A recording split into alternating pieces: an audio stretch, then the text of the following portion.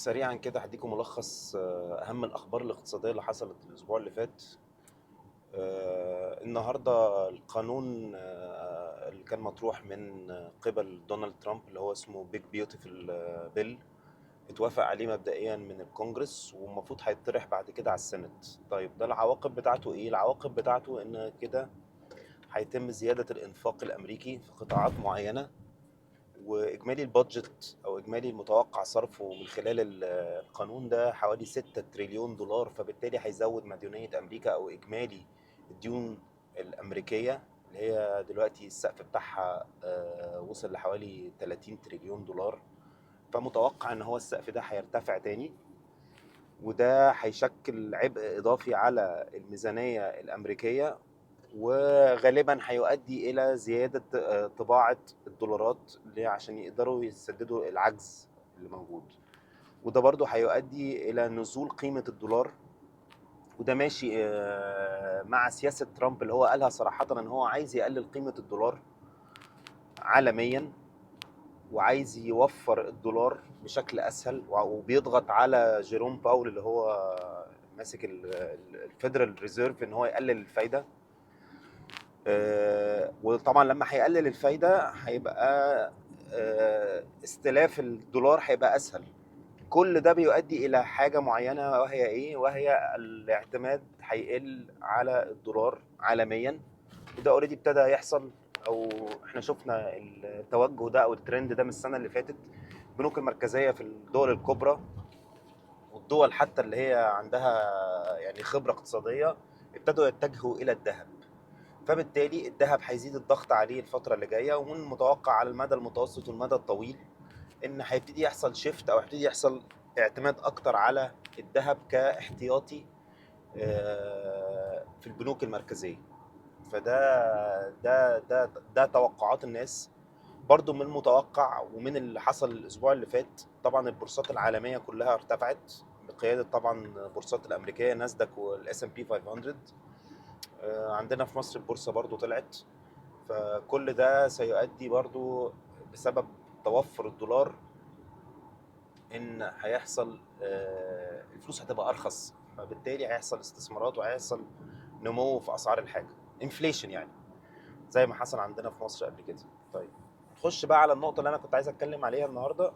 وعايز اتكلم على حلقه استضافه الدكتور هاني جنينه على بودكاست المال، جريده المال.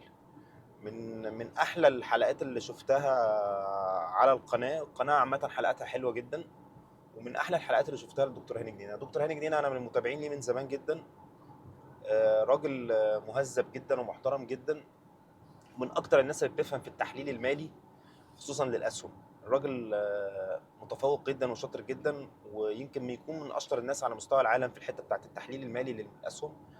بيستعمل موديلات معينه او بيستعمل طرق معينه في تحليل الشركات فعلا اثبتت نجاحها، وترشيحاته للاسهم فعلا اثبتت نجاحها.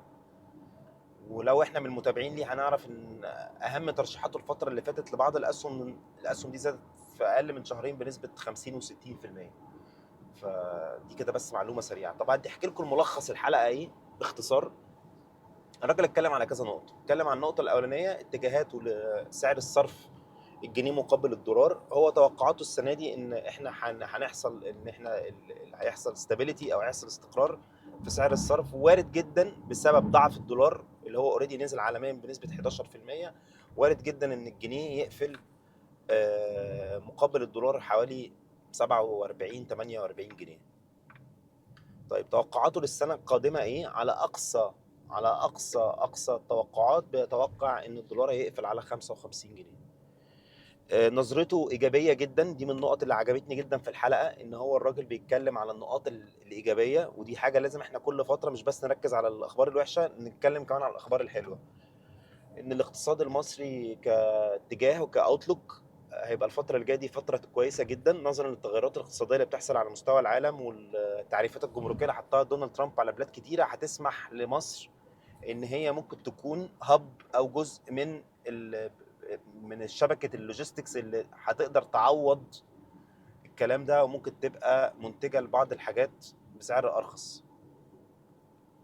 دي الحاجة الأولانية. الحاجة التانية هو توقعاته برضو إن السياحة وصلت السنة دي لأقصى، أو هتوصل لأعلى رقم وصلنا له قبل كده، حوالي 13 مليون سايح، اللي هم هيدخلوا لنا دخل حوالي 16 مليار دولار، وده رقم قياسي جديد. وتوقعاته إن السياحة في مصر هتنمو مع الخطط الحكومة اللي هي توصل لحوالي 30 مليون سايح، اللي هم تقريبا 30 مليار دولار.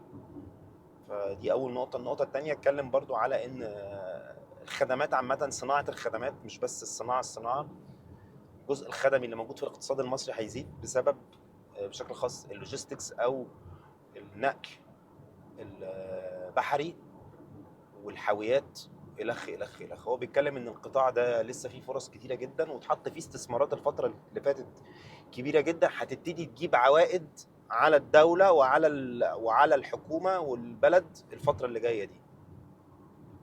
احنا ملتقى التجاره العالميه ما بين الشرق والغرب، واحنا نعتبر دلوقتي من احسن الناس كخدمات، وفي نفس الوقت من اقل الاسعار العالميه. فده برضو هيؤدي برضو الى توفر العمله الاجنبيه في مصر الفتره اللي جايه دي. هنخش على النقطه اللي الناس كتيره بتحبها وبتحب تسمع عنها، اتكلم على العقارات.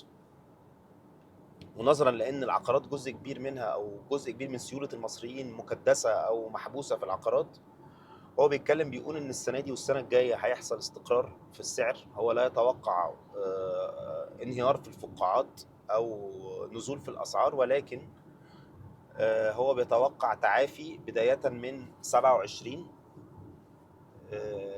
وهو هنا كان بيتكلم على برضو القطاع العقاري في القاهره، لم يتطرق الى العقارات الساحليه، اتكلم على عقارات القاهره، واتكلم ان المطورين دلوقتي بقوا بيعرفوا يتعاملوا بشكل احسن بكتير قوي من زمان مع المتغيرات الاقتصاديه.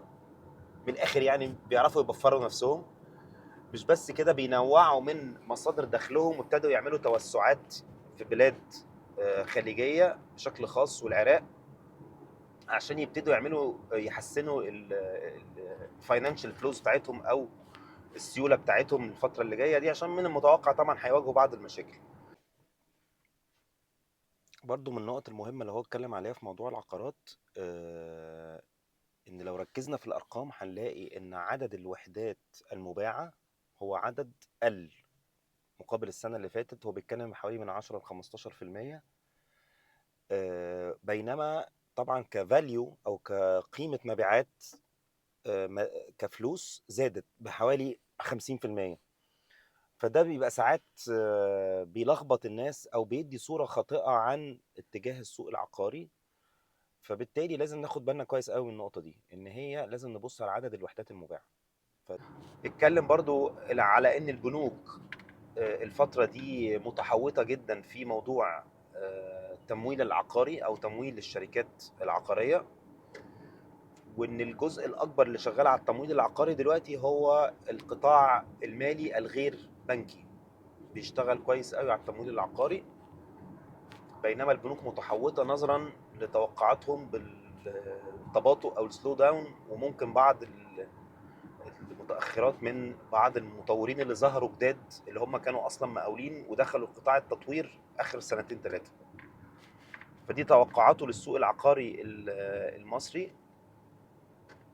تطرق بعد كده للسوق المالي، وقال ان لسه البورصه المصريه فيها فرص واعده كتير جدا، وان في اسهم كتيره جدا قيمها العادله اعلى بكتير من قيمها الحاليه. واتكلم على قطاعات بعينها زي السياحة، زي ما قلنا، القطاع السياحي، قطاع التداول الحاويات، قطاع الغذائي، واتكلم على بعض الأسهم بالاسم يعني. واتكلم طبعا على القطاع المالي الغير بنكي. دول هو القطاعات اللي هو بيرشحها الفترة اللي جاية، اللي هيحصل فيها نمو أو هيحصل فيها زيادة في القيم العادلة بتاعة الأسهم. واتكلم طبعا عن الفترة اللي فاتت دي الأسهم اللي اتحركت بشكل كبير جدا. هو باختصار بيقول دلوقتي لو انت معاك فلوس، التوزيع الامثل لو انت سنك فوق ال 35 سنه، ان انت يوجولي بيبقى الريسك بيبتدي يقل عن سن الشباب، فبتخصص من 20 ل 25% من محفظتك للذهب، 50% اسهم، وبرضه من 20 ل 25% من استثماراتك في السندات والودائع البنكيه. دي التوزيع المثلى من وجهه نظره. قبل ما انسى بس، هو ادى مثل على شركه من الشركات العقاريه اللي نجحت الفتره اللي فاتت ان هي تتغلب على التباطؤ ده، الا وهي شركه بالم هيلز. اتكلم على انها حققت مبيعات محترمه جدا بدايه السنه في مشاريعها في القاهره الجديده وزايد، وكذلك مشروع جريان المزمع اقامته في نيو زايد اللي هي التفريعه الجديده. فهو من وجهة نظره نظام الاقساط الحالي هو ما هو الا تمويل، وان برضو لما الفايدة هتنزل الفترة اللي جاية العقارات هتتحرك بشكل كبير. فدي هتبقى من المؤثرات الأساسية على السوق العقاري، هو نزول الفايدة. كل ما الفايدة ما هتنزل كل ما العقار هيتحرك أكتر والطلب عليه هيزيد. أخيرا هدي برضو ملخص على، أو هأكد تاني على إن الدولار في النازل، وده بناء على معطيات كتيره جدا.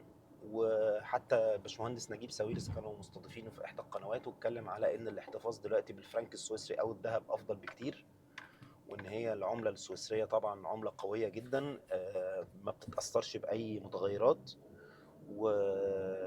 والسيوله دلوقتي هتبقى مهمه جدا للي بيحتفظ، اللي عايز يصطاد فرص حلوه في السوق، سواء كانت في البورصات الاسهم او العقارات الخ الخ الخ. الاحتفاظ بسيوله كبيره بتتراوح من 20 ل 30%، عشان هتظهر فرص كتيره قوي الفتره اللي جايه دي.